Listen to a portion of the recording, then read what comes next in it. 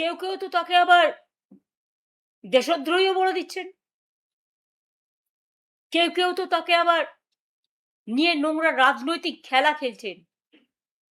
আমরা পরিষ্কার বলছি, এ অসম্মান, এ অপমান আমাদের একার নয়, সারা দেশের, সারা বিশ্বের। এবং আমি মনে করি এখনো যাদের বিবেক আছে, আবেগ আছে, যারা ক্ষমতার চেয়ারের কাছে মাথা নত করে না, যারা দেশনেতাদের সম্মান জানায়, বিশেষ করে আমার ইয়াং জেনারেশন, ছাত্র যুব মা বোন, সংস্কৃতি প্রেমী সকলকে বলবো, একটু তাকান। বাংলা কি বাংলা থেকে হারিয়ে যাবে? না যারা দেশের জন্য লড়াই করেছেন, প্রাণ দিয়েছেন, আজ পর্যন্ত কেউ জানে না? নেতাজি সুভাষচন্দ্র বোসের জন্মদিনটা আমরা জানি, মৃত্যুদিনটা জানি না?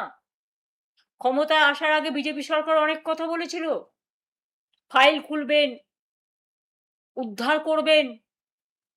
সে তো কোথায় গেল সে ফাইল? কোন আলমারিতে গচ্ছিত রেখেছেন আমরা জানি না। কিন্তু আমরা বাপুজিকে, গান্ধীজিকে যেমন জাতির পিতা বলি, আমরা নেতাজিকে জাতির নেতা বলি, দেশের নেতা বলি, দেশের মহানায়ক বলি, বীর যোদ্ধা বলি, বীর স্বাধীনতা সংগ্রামী বলি। যে মানুষটা সাহস দেখিয়েছিলেন, সারা পৃথিবী ঘুরে ভারতবর্ষের জন্য তিনি দরবার করেছিলেন, আজকে তার জায়গায় তাকে অসম্মানিত হতে হবে?